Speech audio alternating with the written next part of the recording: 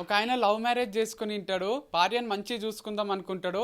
అప్పటికైనాకి ఏ job ఉండదు. ఒక school టీచర్గా జాయిన్ అయిదాం అనుకుంటాడు. ఒక స్కూల్కి పోతాడు. అక్కడ ఆపర్చునిటీస్ ఉన్నాయని ఇక్కడ అడ్వర్టైజ్మెంట్ చూస్తాడు. స్కూల్కి పోయి జాబ్కి అప్లై చేసి ఇంటర్వ్యూకి కూర్చుంటాడు. ప్రిన్సిపల్ ఇంటర్వ్యూ చేస్తుంది, కొంచెం ఇంప్రెస్ అవుతుంది. తర్వాత ఒక డెమో క్లాస్ ఇస్తుంది. డెమో క్లాస్ ఇచ్చినప్పుడు డెమో ఇచ్చినాక రిజెక్ట్ చేసేస్తారు. నువ్వు పనికిరావు, పిల్లలకి ఎట్లా చెప్పాలో నీకు రాదు అని రిజెక్ట్ చేస్తారు. ఇంటికి వచ్చి భార్యతో చెప్పుకొని మస్తు బాధపడుతుంటాడు. అరే నన్ను రిజెక్ట్ చేసిండ్రు, నేను చిన్న స్కూల్ టీచర్ కూడా పనికిరాను, నేను దేనికి పనికిరానేమో లైఫ్లో, అనవసరంగా నేను పెళ్లి చేసుకున్నా, నిన్ను ఎట్లా పోషిస్తా అని బాధపడుతుంటాడు. ఆ టైంలో భార్య ధైర్యం చెప్తుంది, లేదండి మీరు ఏదో ఒకటి చేయగలరు, ఇంకో జాబ్ కోసం ట్రై చేయండి అంటే సరే అని కంప్యూటర్ ఆపరేటర్ జాబ్ కోసం అప్లై చేస్తాడు. ఇంటర్వ్యూకి పిలుస్తారు. కంప్యూటర్ ఆపరేటర్ ఏదో ప్రాక్టికల్స్ ఏవో పెడతారు, దాంట్లో కూడా ఫెయిల్ అవుతాడు. మళ్ళీ బాధపడతాడు. మళ్ళీ వచ్చి భార్యతో చెప్పుకుంటాడు, నేను మళ్ళీ ఫెయిల్ అయినా, నాకు జాబ్ రాలేదు అని బాధపడుతుంటాడు. ఆ టైంలో భార్య ధైర్యం చెప్తుంది, మళ్ళీ ఎందుకు ఊరికే బాధపడుతున్నారు అని మస్తు ధైర్యం చెప్తుంటది. అట్లా 3-4 కంపెనీలలో జాబ్ కోసం ట్రై చేస్తుంటాడు. దేంట్లో జాబ్ రాదు, మస్తు బాధపడుతుంటాడు. ఏం చేయాలో అర్థం కాదు. అప్పుడు ఒక స్కూల్లో ప్యూన్ ఉద్యోగం కోసం అప్లై చేస్తాడు.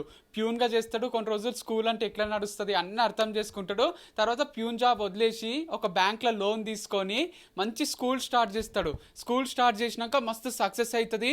మెల్లమెల్లగా గ్రో చేసి ఆ స్కూల్ని పెద్ద లెవెల్ స్కూల్, ఒక ఇంటర్నేషనల్ స్కూల్ లెవెల్కి తీసుకుపోతాడు. దాంట్లోనే క్లాసులు కూడా చెప్పడం స్టార్ట్ చేస్తాడు. ఆయన జీవిత కళ్ళు ఉంటుంది టీచర్ కావడం. మస్తు క్లాసులు చెప్తాడు, అందరు ఇంప్రెస్ అవుతుంటారు. ఆ టైంలో ఏ స్కూల్ అయితే రిజెక్ట్ చేసిందో ఆ స్కూల్ ప్రిన్సిపల్ కూడా ఒక మీట్కి వచ్చి, అరే మీరే స్కూల్ స్టార్ట్ చేసిండ్రా, మిమ్మల్ని ఒకసారి నేను రిజెక్ట్ చేసినా, నాకు బాగా గుర్తుంది, సారీ మీ టాలెంట్ ఆ రోజు నేను అర్థం చేసుకోలేకపోయినా అని అంటది ఆయనతోని. అప్పుడైనా ఫుల్ సంతోషపడతాడు.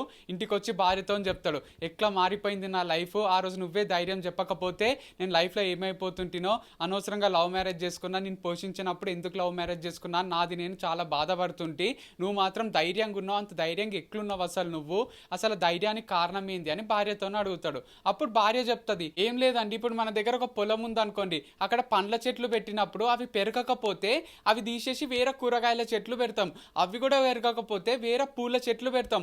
అట్లీస్ట్ పూల చెట్లు అన్నా పెరుగుతాయి కదా, పూలు అమ్ముకోనన్నా బతకొచ్చు కదా. అంటే పండ్ల చెట్లు పెరుగుతలేవు అని ల్యాండ్ అమ్మేయడము, లేకపోతే కూరగాయల చెట్లు పెరుగుతలేవు అని ల్యాండ్ అమ్మేయడం ఇట్లా చేయరాదు. దానికి ఇంకేదో ట్రై చేయాలి. అట్లీస్ట్ పూల చెట్లు పెరిగినాయి కదా, అవి అమ్ముకొని బతికినా మంచిగా ఉంటుంది కదా లైఫ్. సో మన లైఫ్లో కూడా అంతే, ఎప్పుడు కూడా గివ్ అప్ ఇయ్యరాదు. ఎప్పుడైనా మనం ట్రై చేస్తూనే ఉండాలి. ట్రై చేస్తుంటే ఒక్క దాంట్లో సక్సీడ్ కాకుండా ఇంకో దాంట్లో సక్సెస్ వస్తుంది. సో ఒకరికి వాలీబాల్ ఆడనీకి వస్తలేదు అంటే వాళ్ళకి ఫుట్బాల్ ఆడనీకే రావచ్చు, ఒకరికి ఫుట్బాల్ ఆడనీకి వస్తలేదు అంటే వాళ్ళు క్రికెటర్స్ కావచ్చు, క్రికెటర్స్ కాకపోతే టెన్నిస్ ప్లేయర్స్ కావచ్చు. సో వాళ్ళలో ఏ టాలెంట్ ఉంటుందో గుర్తించడానికి కొంచెం టైం పడుతుంది. ఊరికే బాధపడుతుంటాం మనం కూడా, ఎప్పుడు బాధపడాల్సిన అవసరం లేదు. ప్రతి మనిషిలో ఏదో ఒక టాలెంట్ ఉంటుంది. ఒక్కరు ఏదో చేస్తున్నారని మనం అదే చేయాల్సిన అవసరం లేదు. మనం చేసే పని మనలాగా ఇంకెవరూ చేయలేరు అన్నట్టు ఏదో ఒక పని మనం చేయగలుగుతాము. మనం ఏ పని చేయగలమో తెలుసుకోనికనే టైం పడుతుంటది. ఒక్కసారి అది తెలిసింది అనుకోండి, లైఫ్లో మనల్ని ఎవ్వరు కూడా ఆపలేరు. నాకు మీ పైన అదే నమ్మకం ఉంటే మీరు లైఫ్లో ఏదో ఒకరోజు సక్సెస్ అవుతారని నాకు తెలుసు. ఎందుకంటే మీరు ట్రై చేస్తూనే ఉన్నారు, ఎప్పుడు గివ్ అప్ ఇవ్వలేదు. ట్రై చేసిన వాళ్ళు ఏదో ఒకరోజు 100% సక్సెస్ అవుతారు. అంతేగాని మధ్యలోనే ఇడిచిపెడితే ఏ రోజుకి సక్సెస్ గారు. ఒక్క పని కాకపోతే ఇంకో పని చేస్తూ ఉండాలి. ఏ పనిని కూడా తక్కువ చూడరాదు. పని ఎప్పుడైనా పనే, ఏ పని చేసినా గర్వంగా చేయాలి. ఎప్పుడైనా ఒకటి ఫెయిల్ అయిందని అక్కడనే ఆగిపోరాదు, కొత్తగా ట్రై చేయాలి. మీరు కూడా అదే చేసిండ్రు, టీచర్గా ఫెయిల్ అయినరేమో కానీ ఇప్పుడు చైర్మన్ అయినరు కదా, మీరు ఏ రోజుకైనా సక్సెస్ అవుతారని నాకు తెలుసు, అందుకే మిమ్మల్ని పెళ్లి చేసుకున్నా అని చెప్తుంది. ఆయన నవ్వుతాడు, ఈమె కూడా నవ్వుతుంది. ఇది కథ అయిపోయింది. ఎంత మంచి నీతి ఉందంటే ఈ కథలా, రియల్ లైఫ్లో కూడా మనం చాలాసార్లు ఒక పని స్టార్ట్ చేస్తాము, మనతో అయితలేదు అనుకోండి, చాలా డిప్రెస్ ఫీల్ అవుతాము. చాలామంది ఎంబీబీఎస్ స్టూడెంట్స్ కూడా చదువుతుంటారు, అరే ఇంకెన్ని రోజులు చదవాలి, నేను ఎప్పటికీ డాక్టర్ కాలేనేమో అని కొంతమంది మధ్యలోనే గివ్ అప్ ఇస్తుంటారు. నిజంగానే మీకు ఎంబీబీఎస్ స్టూడెంట్ కాబుద్ది అయితలేదు, ఇంకొకరు ఫోర్స్ వల్లనో అవుతున్నారు, లేకపోతే సొసైటీకి ఏదైనా ప్రూవ్ చేయడానికి స్టార్ట్ చేసిండ్రు అనుకోండి, మీకు చేయబుద్ధి కాకుంటే అది వదిలిపెట్టి వేరేది ఏదో స్టార్ట్ చేయాలి. దాంట్లో తప్పే లేదు. If you are not perfect in some game, start the other game. అంటే వేరే గేమ్ స్టార్ట్ చేయొచ్చు కదా, అదే పని చేయాలని రూల్ ఏం లేదు కదా, రాజ్యాంగంలో ఏం రాసింటారు కదా, నువ్వు ఒక పని స్టార్ట్ చేస్తే లాస్ట్ వరకు అదే ట్రై చెయ్యు, మధ్యలో ఇడిచిపెట్టకు అని రాసి ఉంటుంది కదా. మనం ఒక పని స్టార్ట్ చేస్తాము, అది మనకు సూట్ అవుతలేదు, అది మనకు యాప్ట్ కాదు అనిపిస్తే ఇంకొక పని స్టార్ట్ చేస్తాము. అంతేగాని మధ్యలో లైఫ్ పైన అయితే గివ్ అప్ ఇయ్యరాదు కదా. మీరు సాఫ్ట్వేర్ జాబ్ చేద్దాం అనుకుంటారు, ఇంజనీరింగ్ అయిపోతాను, ఒక మంచి జాబ్ వస్తుంది. ఒకవేళ మీకు ఆ జాబ్ నచ్చలేదు, సాటిస్ఫాక్షన్ వస్తలేదు అంటే లైఫ్ లాంగ్ అదే చేసుకుంటూ ఉండలేరు కదా. అది ఇడిచిపెట్టి గవర్నమెంట్ జాబ్ తెచ్చుకోవచ్చు, గవర్నమెంట్ జాబ్ నచ్చకపోతే ఇంకోటి తెచ్చుకోవచ్చు. అంతేగాని లైఫ్లో ఏడ్చుకుంటే ఎప్పుడు కూడా బతకరాదు. ఒక్కటి మనకు సెట్ అవుతలేదు, ఒక్కటి మనకు సూట్ అవుతలేదు అంటే మన కోసం ఇంకేదో రాసి పెట్టుంటది. అందుకే అంటారు కదా, if God says says yes for what you want, he'll give you what you want. And if God says no for what you want, he'll give you what he want. And if he give you what he want, that will be definitely better than what you want. So మనం కోరుకున్న దానికన్నా బెటరే ఇస్తాడు ఎప్పుడైనా దేవుడు. Yes అన్నాడు అంటే మనకు నచ్చింది ఇస్తాడు, నో అన్నాడు అంటే ఆయనకు నచ్చింది ఇస్తాడు. ఆయనకు నచ్చింది ఇచ్చినప్పుడు మనకు నచ్చింది ఇచ్చిన దానికన్నా ఎక్కువ బాగుంటుంది. సో ఎప్పుడైనా మనం ఎస్ అన్నా నో అన్నా మనకు నచ్చింది దొరుకుతున్నా దొరకకపోయినా అస్సలు బాధపడరాదు. మనకి లైఫ్లో ఏం రాసి పెట్టుంటే అదే దొరుకుతుంది. మనకి ఏది కరెక్టో అదే జరుగుతుంటుంది. మనం ఊరికే బాధపడుతుంటాం లైఫ్లో. ఇప్పుడు మన టైం నడుస్తలేదు, ఇప్పుడు మంచి లేదు అని ఎప్పుడు కూడా బాధపడకండి. ఏదో ఒక రోజు మన లైఫ్ మారుతుంది. మారిన రోజు అనిపిస్తుంది అరే లైఫ్ అంటే ఇంత అద్భుతంగా ఉంటుందా, ఇంత హైలైట్ ఉంటుందా అనిపిస్తుంది. నాకు ఇంజనీరింగ్లో ఉన్నప్పుడు టూర్కి తీసుకుపోయినరు. అప్పటి వరకు తెలియదు ఈ తాజ్మహల్ అంటే టీవీలో చూడడమే. ఆగ్రాకు పోయినా ఫస్ట్ టైం తాజ్మహల్ చూసినా మెస్మరైజ్ అయిపోయినా తెలుసా. చాలా మంది అంటుంటారు తాజ్మహల్ అప్పుడున్నంత వైట్ లేదు, అప్పుడున్నంత గ్లో లేదు, చాలా నల్లగా అయిపోయింది, పొల్యూషన్ వల్ల ఇట్లయింది అట్లయింది అంటారు. ఏం కాలేదు, తాజ్మహల్ అంత అద్భుతమైన మాన్యుమెంట్ ఏది కూడా ఉండదు అనిపించింది.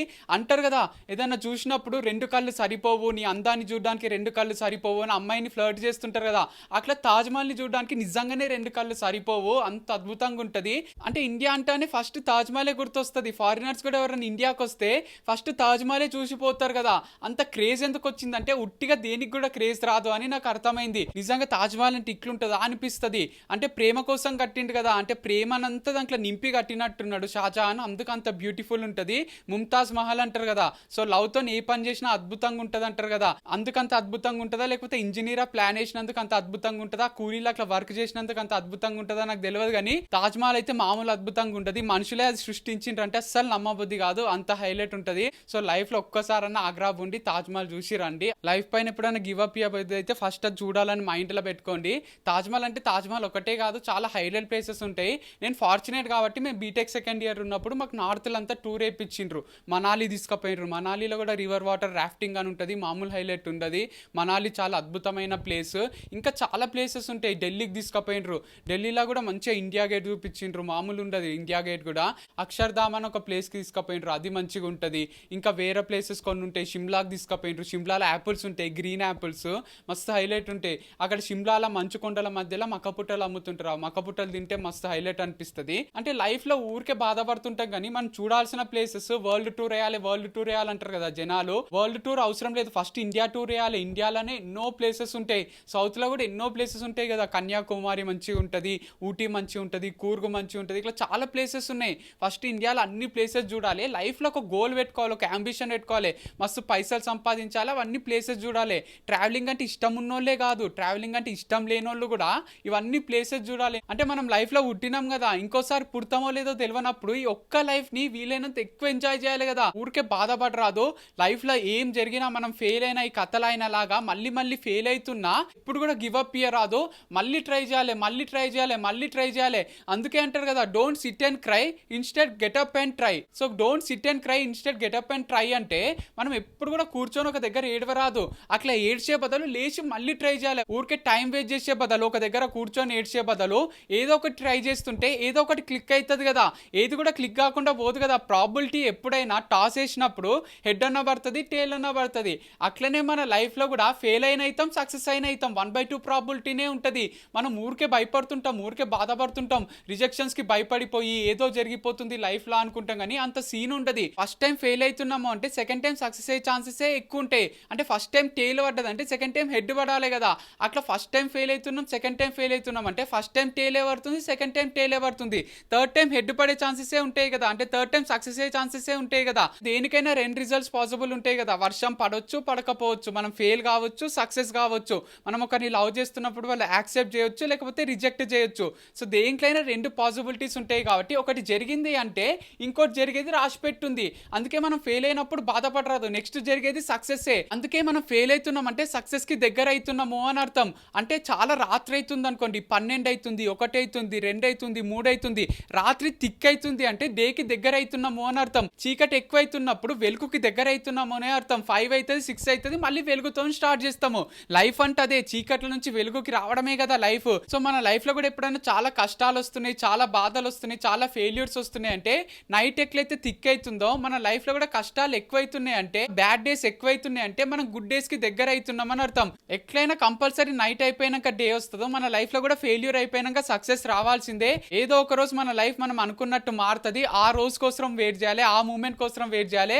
అప్పుడు మామూలు హైలైట్ అనిపించదు లైఫ్. ఎప్పుడైనా హోప్ తోనే ఉండండి, ఎప్పుడైనా కాన్ఫిడెంటే ఉండండి. ఎన్నిసార్లు ఫెయిల్ అయినా, ఎన్నిసార్లు రిజెక్షన్స్ వచ్చినా అవి మన మంచికే, అవి మన గెలుపుకి దగ్గర చేస్తున్నాయి. ఈ టీచర్ చెప్పినా, మహాభారతంలో కృష్ణుడు చెప్పినా ఒకటే విషయము, మన పని మనం చేసుకుంటూ పోవాలి. రిజల్ట్ గురించి ఎప్పుడు కూడా ఆలోచించరాదు. అప్పుడే లైఫ్ అమేజింగ్ అనిపిస్తుంది. That's it from my side. My name is Vamshi Krishna Reddy. I'll come up with another story very soon. Thank you so much. Bye by.